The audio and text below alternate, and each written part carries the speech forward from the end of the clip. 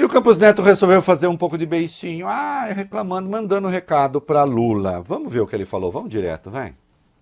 O presidente tem direito, né, de entrar num debate sobre taxa de juros. Está acontecendo em vários outros países, a gente viu, né, de novo no seminário que a gente fez na sexta-feira.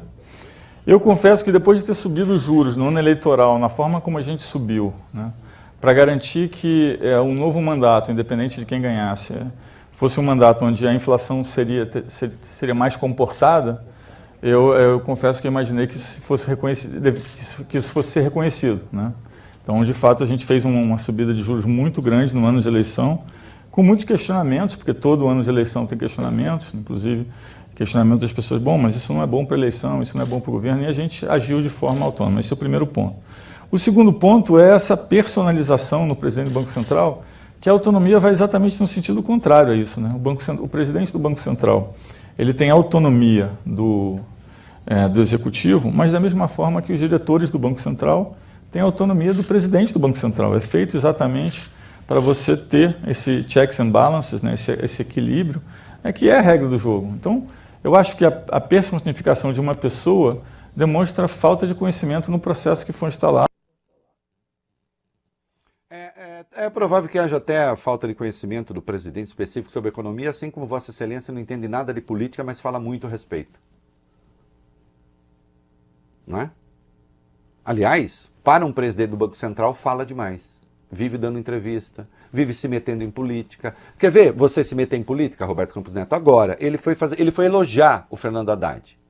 Quer ver ele elogiar o Fernando Haddad e se meter em política? E se meter em intriga política, inclusive?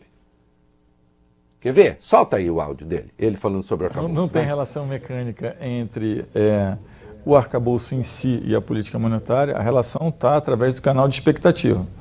Então, a pergunta é o que eu preciso fazer para maximizar, né, essa melhora de expectativas para abrir, né, um cenário onde o Banco Central tenha condições de cair os juros.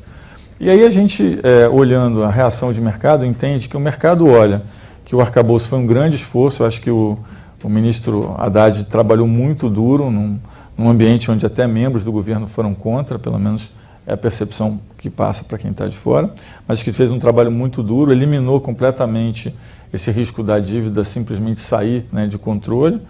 Tem uma preocupação com a dinâmica entre gastos e receitas.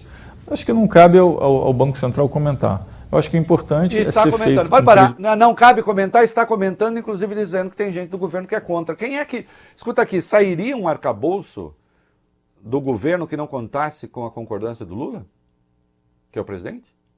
Sendo que é uma proposta do governo? Ainda que alterada pelo Congresso? Então, assim, ele deveria... Ele cobra que governos têm uma posição quase de monges em relação ao Banco Central, mas ele não é nada monge. Fica falando o tempo todo. E justifica essa taxa de juro para aqueles que comungam das crenças dele.